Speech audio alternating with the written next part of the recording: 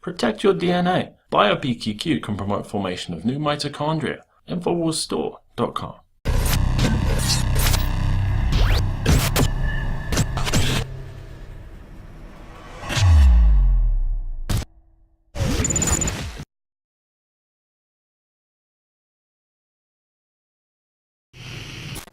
What have we really been seeing? And how can we look at what we've really been seeing to know where it is going? Donald Trump is the President of the United States. You're awake, by the way. You're not having a terrible, terrible dream. Also, you're not dead and you haven't gone to hell. This is your life now. This is our election now. This is us. This is our country. It's real. I'm in shock. I cried myself to sleep. I don't like Donald Trump, but I would never try to kill anybody. My LGBT family now lives under a vice president who literally believes in electrocuting the gay out of children. All of that opposition, Donald J. Trump is now President of the United States. President Obama.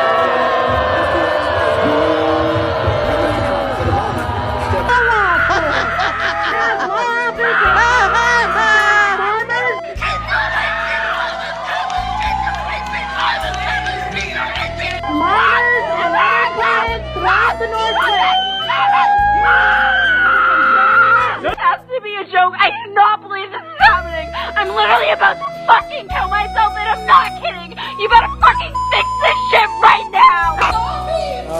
Oh, we should film it. He don't care about you. Kill me. Kill me. I literally am gonna die. I need an ambulance.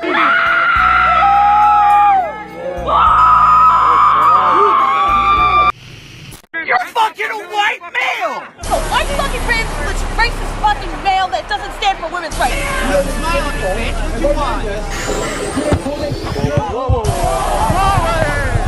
Get the fuck out of here! Fucking dipshit! And get that camera out of my face! Don't ever stalk me again.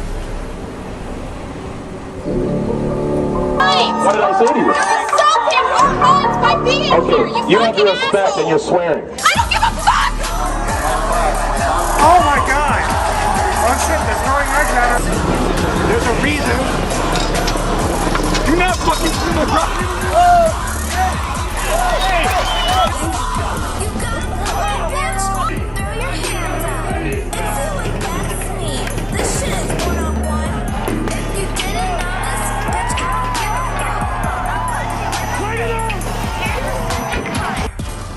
Emotional outbursts, panic, tantrums, frustration, fear, intolerance, violence.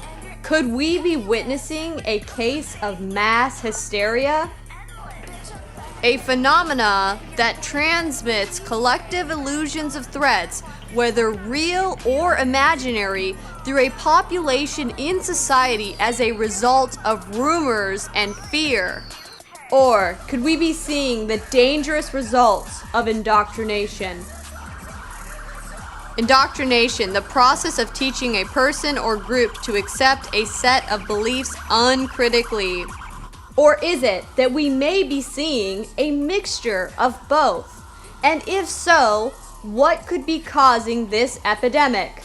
Well, I'm going to be taking you on an investigative adventure to unmask this phenomena. So what are social justice warriors exactly? Social justice warriors could be described as volatile, ultra-progressive, left-leaning advocates of safe spaces, feminism, gender identity, political correctness, and multiculturalism that desire to create a totalitarian system that attempts to censor speech and promote fringe lifestyles while actively discriminating against men, particularly white men. Now, let's define what anti-fascists are. Anti-fascists, a network of independent and grassroots groups working together against the rise of racism and fascism in our communities. Or what most people know them as, a group of communist-leaning social justice warriors that riot and enact violence in order to stomp out perceived fascists. So let's start where I started, the local anti-fascist group, Revolutionary Student Front's Facebook page. The first post I noticed was that which discussed the recent March for Trump in Austin, where a group of anti-fascists went to in an attempt to shut it down, which resulted in an anti-fascist journalist, Kit O'Connell's, arrest. They had a fundraiser page where they were asking for donations for their arrested comrade. The money will go to support Kit's hospital bill, replacement glasses, missed work, and other medical expenses, as well as legal fees, said the post. They even raised $2,000. So my next question was, who were these donors funding the anti-fascists? The donor page had names of the donors and their contributions. So the next question to answer was, who exactly were these people? Many were fellow college students, but the most shocking finding of all was that some were professors. Yes, university professors. So why would a university professor be donating money to an arrested individual that's a member of the extremist group Anti-Fascist that is known for rioting, vandalism, and attacking Donald Trump supporters? Now, the trail led me to the universities. In this article, it talked about how students that took specific social justice studies received $2,800 in scholarships, and they even gained special privileges, which gained them access to use a special computer lab, cameras, and radio equipment. Why would universities be giving scholarships and special privileges to students that took social justice studies programs? So the next logical thought was to look into these social justice programs, and I decided the University of Texas would be a good start. I found the Human Rights and Social Justice program. Upon reading the program summary, it seemed pretty mild, although one sentence stuck out. Finally, through the connecting experience component of the program, students will have the opportunity to complement their coursework with hands-on experience in an organization working on human rights and social justice concerns. Then I found the link to the Human Rights and Social Justice faculty panel. It had a long list of professors that each had a summary of their coursework expertise. What began to become apparent upon simply reading their own description of what they taught is that these professors shared some pretty extreme left ideologies. And with a simple YouTube search, you could find these professors giving lectures where you could hear their leftist extremist ideologies, some even verging on Marxism. Here, I want to ask what may seem like a simple and even obvious question. Where does racism come from? From what roots does racism arise? And I think that question also is simple to answer. It comes from white supremacy, right? The idea that non-white people are inherently inferior in intellectual or moral terms from white folks. All right, let me start with a clear statement on my own position on these two cults I'm speaking of. First of all, I am anti-capitalist without hesitation. The sense of the way I'm using this term cult, what I'm really arguing is that capitalism can never be anything but a cult. Capitalism is not only a cult, but essentially at this point, quite clearly a kind of death cult. The conclusions you would draw on crucial issues, if you consulted God's word, if you consulted the design of nature and what your senses and understanding of the world empirically could convey to you, or if you stepped back and looked, as our founding fathers did, at what kind of Republican principles the basic opinions of mankind demanded. That the law of God, the law of nature, and the laws of Republican government, the authority of Republican government, were all aligned. This all comes apart in the debate over slavery. The convergence of them collapsed, and even the sources of authority themselves became inherently incoherent. I think you as teachers, when you're teaching especially the expository literature of the Civil War period, can use these three sources of authority to sort of get your students inside some of these texts to ask them, what are these writers basing their arguments on? Then I looked at KVRX, the Austin UT College radio station, and lo and behold, the students running the radio were affiliating with outspoken ANTIFA members. I even came across a UC Berkeley college radio interview with a professor. It's important to note that the interview is about a book that this professor published about fascism just before the UC Berkeley riots broke out, where anti-fascists shut down a Milo Yiannopoulos event. Trump became sort of leader of the wingnut Tea Party branch of birthers. And from there, he gained a significant right-wing reactionary following, which he was able to parlay into his presidential bid.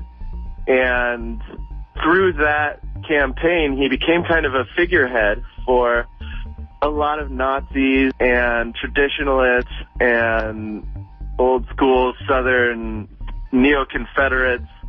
And so it was through that coalition, if you will, of fascists that Trump was able to really compete for presidency and eventually win.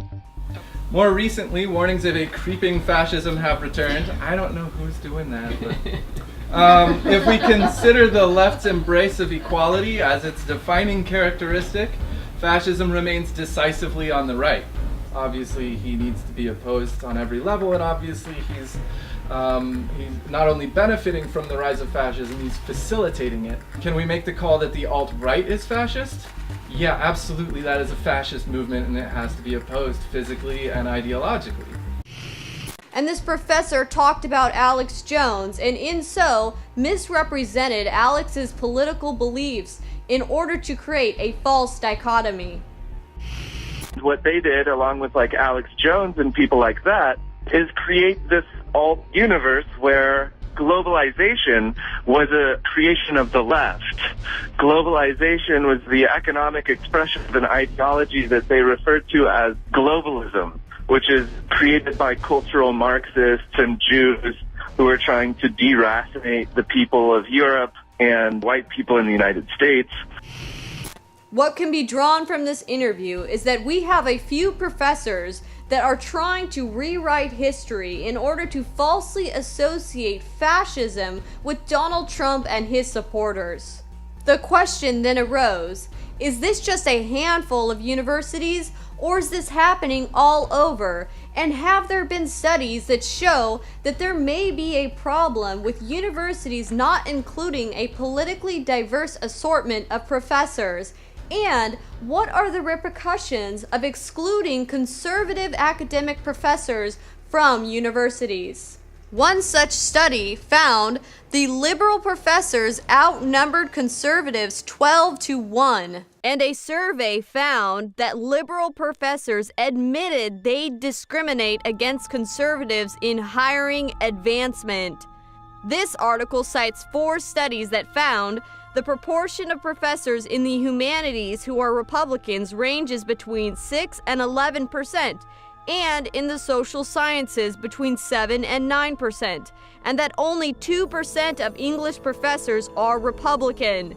In contrast, some 18% of social scientists say they are Marxists. We saw the mass hysteria and panic that was caused when the first major fake news event happened when the radio program War of the Worlds aired. People actually believed that an alien invasion was occurring and that the end of the world was nigh. Now in modern times, we have fake news being perpetuated daily, causing fear and panic, all the while slowly stirring up mass hysteria. Liberals actually believe that Donald Trump being elected is equivalent to Hitler becoming president, and they are literally terrified for their lives that America will become a fascist, racist nation. This hysteria is only further solidified for college students when they hear their Marxist-leaning professors indoctrinate them and peddle fears that Donald Trump is a racist, fascist that is an imminent threat to various aspects of their safety. Right now, we are witnessing the breakdown of a neoliberal political point of view, giving way to conservatism as the new counterculture. This mass hysteria we are witnessing in response to Donald Trump becoming president may be one of the most misunderstood political changes in modern history. However, if we examine the hyper-normalization that occurred toward the end of the Soviet Union, we get a deep understanding of what is occurring now as the leftist political ideology collapses before our eyes. That it had never even occurred to me that in the Soviet Union anything could ever change, let alone that it could disappear. No one expected it. That's why I focused on a group, I call it the last Soviet generation, because I defined the last Soviet generation as a group of people who was formed before any expectation of change dawned on anyone. The political language in the Soviet Union experienced this extreme normalization. It became very predictable, very quotable, repeatable. That norm, which everyone was now reproducing by copying, became also inflated. And I call this process hyper-normalization. A hyper-normalization meaning that there was this inflation of the norm because everyone was outdoing a little bit the previous texts and putting a lot of the same quotes in schools, in colleges, in party committees. It sounds kind of counterintuitive, right? When we think about the famous George Orwell's 1984, the idea is that when you control language so much, when you control representation so much in people's practices, then you close meaning, you close consciousness. People become really, like in the Ministry of Truth, controlled. But actually, counterintuitively, I think it's the opposite. This kind of control of form opened up meaning. All of this together, I call this whole big mutation which happened within the Soviet Union, or at least that type of mutation. I call it imaginary West. So there was this production of a space which was kind of local West. But I would say that Soviet socialism provided a stunning example of how a dynamic, strong, monolithic social system can quite suddenly and unexpectedly implode when the discursive conditions of its own existence are suddenly changed. Now, we are seeing a time where liberal teachers and professors have acquired a monopoly on teaching positions, and they tend to not hire conservative-leaning professors, creating an echo chamber for radicalization.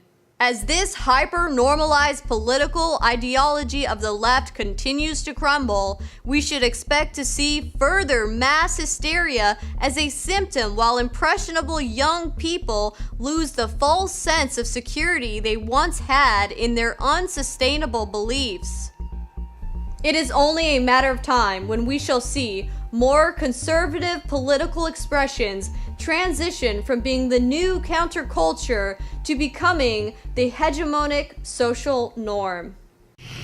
The globalists have controlled the mainstream media for a long time, but now they're expanding, making the weaponization even more vicious and deceptive. All the major networks are state-run. We are partnering this year with the NFL. The NFL has become a political weapon against the Second Amendment and pushes Obamacare. MSNBC tells us that our children belong to the state. We have to break through our kind of private idea that kids belong to their parents or kids belong to their families and recognize that kids belong to whole communities. The brainwashing media machine has been turned up on high, and it's time for humanity to double down on the true people's media and strike back against the tyrants that are destroying our civilization with their lies and fraud. We are the resistance. You are the resistance. You are the Infowar. It is more important than ever to realize that we are not the alternative media. We are the true media. The establishment dinosaur press is dying. We are in an information war, and we are losing that war. Join us at InfoWarsNews.com and PrisonPlanet.tv. Members can share their memberships with up to 11 people. By subscribing, you will literally be buying war bonds in the info war to expand our operation in the face of the tyrants. Join us at PrisonPlanet.tv.